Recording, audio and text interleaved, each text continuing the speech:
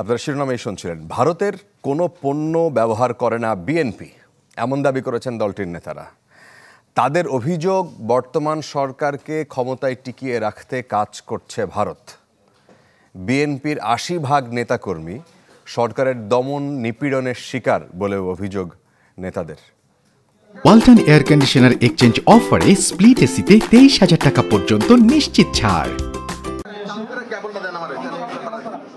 বিভিন্ন সময় আন্দোলনে নিহত, আহত, হয়রানির শিকার বিএনপি নেতাকর্মীদের পরিবারের মাঝে বিতরণ করা হয় ইফতার সামগ্রী। স্বজন হত্যার বিচার ও নিখোঁজদের সন্ধান চান ভুক্তভোগী পরিবারের সদস্যরা।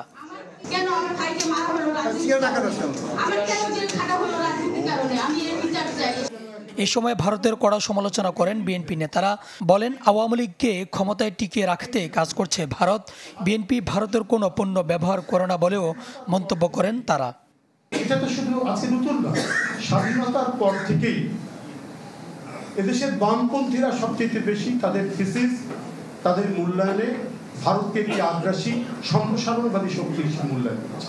এই দলটাকে ক্ষমতায় রাখার জন্য তারা আজকে বাংলাদেশের বিরুদ্ধে ষড়যন্ত্র নেমেছে। প্রধান অতিথির বক্তব্যে বিএনপি মহাসচিব অভিযোগ করেন, দলের ৮০% নেতাকর্মীদের উপর দমন নিপীড়ন চালিয়েছে সরকার, যার প্রথম শিকার বেগম জিয়া।